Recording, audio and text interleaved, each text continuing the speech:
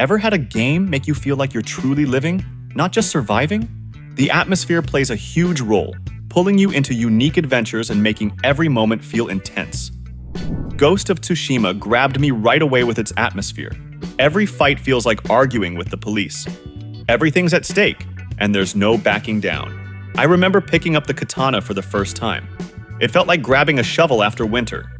Awkward at first, but then it just flowed. Riding through endless fields of flowers on horseback felt like going to work, but without the alarm clock and the angry boss.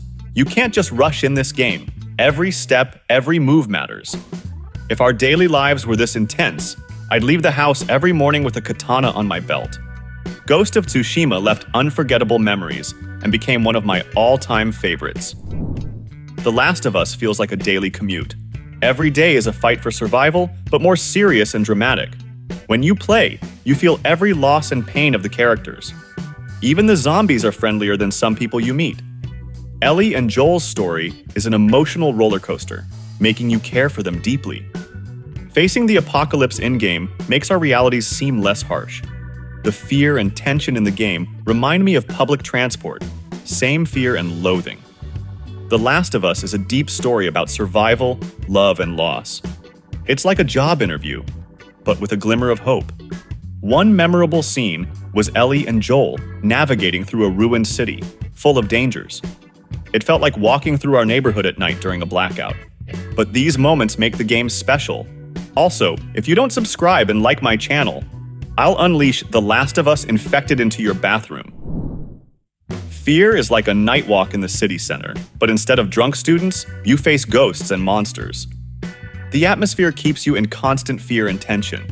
I remember my heart racing when I first encountered Alma, the ghost girl who appears unexpectedly. It's like entering a dark stairwell and seeing something creepy. The story is gripping till the end, and the combat scenes are intense. Each time enemies emerged from the dark, my palms sweat. Fear makes you think that real horrors might be closer than you think. It's like bumping into your ex at the supermarket. Always unexpected and scary. Moments like these make the game unforgettable. Horizon Forbidden West is like traveling to far-off places bloggers rave about. Here, you face robotic beasts instead of stray alley cats. The world is stunningly detailed and beautiful. The plot is captivating, and each discovery makes you think about humanity's future. Fighting robots gets your heart racing, especially when you need to act fast. Horizon Forbidden West gave me tons of vibrant emotions and memorable moments. It's like a vacation without leaving home. In Dead Space, every moment is filled with horror and tension. The game makes you feel like a real space survivor dealing with nightmares on an abandoned spaceship. The plot hooks you from the first minute, and the atmosphere gives you chills. Encounters with necromorphs make your heart race and your brain work overtime. I remember hiding in shadows, trying to survive. Spoiler, I didn't. Each mission in Dead Space is a challenge, requiring full concentration. The game keeps you constantly on edge. Dead Space left me with many tense and terrifying memories. It became one of the scariest and most engaging games in my collection. San Andreas feels like your home turf, but without the fear of getting mugged around the corner. Unlike our dull realities, here you can become anyone, from a street thug to the head of a crime empire. I remember stealing my first car and feeling like a movie star, minus the risk of getting a criminal record. The tank stealing mission was like trying to park after winter, each snowbank a potential accident. In real life, you'd be jailed for such antics. San Andreas is perfect for those who want to feel the thrill of freedom and adrenaline without leaving home. Our world lacks such opportunities, making the game an epic escape. The unforgettable atmosphere, charismatic characters, and wild action make it one of the best games ever. The Witcher 3 is like watching the series, but 100 times better. Playing as Geralt of Rivia and exploring the vast, detailed world is pure joy. The story grabs you from the start, and the characters are truly endearing. I remember spending hours helping everyone and solving countless quests. Except for Skellige, there were too many quests, and I gave up. The Witcher 3 taught me that every action has consequences, and life is full of surprises. This game is the perfect escape from the daily grind. I'd make a great Witcher if I could use those skills in real life. Gothic 2 is like a blast from the past when the streets were wild and survival was a daily quest. Here, instead of the Mafia, you face orcs and dragons. The plot is so engrossing that I felt like a real hero fighting for my life. I spend hours exploring dark forests and ancient ruins. It's like wandering familiar neighborhoods in search of adventure, but with fewer chances of running into local thugs. Each quest is a challenge, like finding a decent job after college. In Gothic 2, you either become a citizen and hero or remain a historical footnote. Gothic 2 is a harsh life lesson, where neither orcs, dragons, nor local peasants spare you. This game taught me that a real hero never gives up, be it a forest monster or an unreasonable neighbor with a drill. Days Gone is like every morning. You wake up not knowing if you'll survive the day. Riding a motorcycle through wastelands where everyone wants to eat you feels like trying to get to work on icy roads in a clunker. The moments of fixing the bike in the wild are unforgettable. It's like repairing an old Mustang on the highway in winter. Cold, scary, and confusing.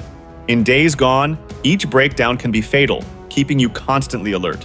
Dialogues with survivors, constant lack of resources, and tough decisions mirror our daily survival with endless bills and debts. You realize a zombie apocalypse isn't so bad compared to our realities. In Cyberpunk 2077, you're a cool mercenary, but in real life, you're just trying to make it to payday. But the visual style and atmosphere are impressive.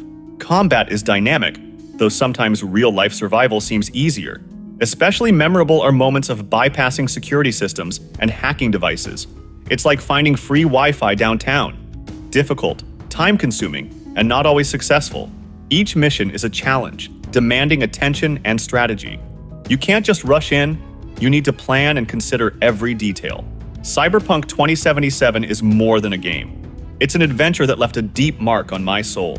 If life were as exciting as this game, we'd live in a perfect world. Also, if you don't subscribe and like my channel now, I'll send cyberpunk hackers to steal your data. New Vegas is like a vacation to Chernobyl, but with fewer radiation risks. In the game, you can be anyone, from a hero to a total psycho. Shootouts with bandits and mutants remind me of early morning market trips. Crowds, chaos, and everyone wants their piece. Memorable moments include dealing with factions, like choosing between two terrible internet providers. This game gave me so many bright and crazy moments that I'm ready to return to this radioactive hell again and again.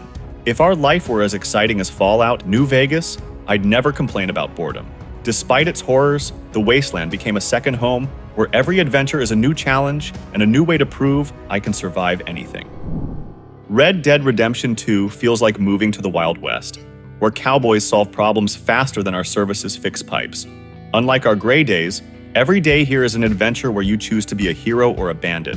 The plot is so captivating that you forget real problems and only think about surviving in a world where anyone can shoot you for a couple of dollars. Riding through America's landscapes is like driving a beat-up Camaro on our roads. Off-roading, dust, and always feeling like something will break.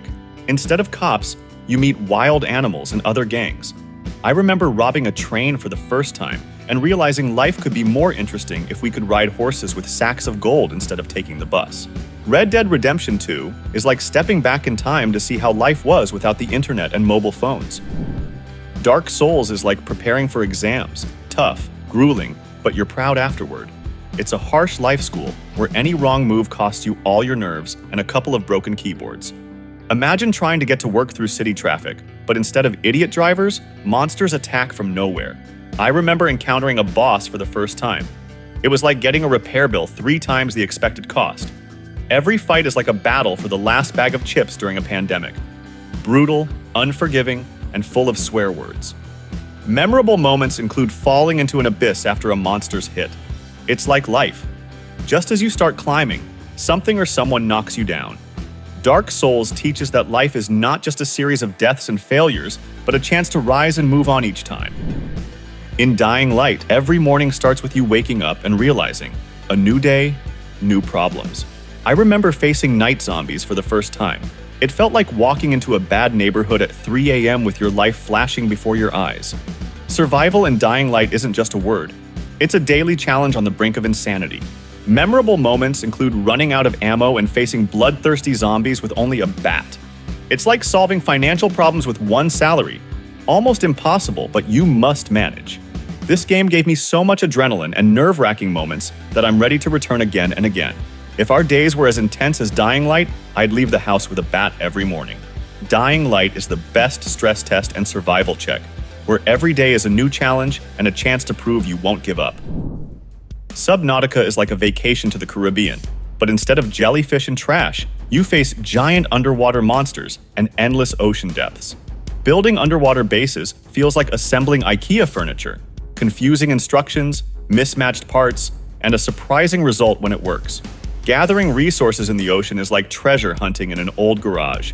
You never know what you'll find and always on the edge. Each rare material find makes you feel like an ancient artifact hunter. But if you get distracted, you become lunch for the next sea monster. This game gave me so much adrenaline and excitement that I'm ready to dive back in again and again. If our days were as thrilling as Subnautica, I'd carry a scuba set everywhere. And now, subscribe and check out my other videos, or I'll send samurais for your morning exercise.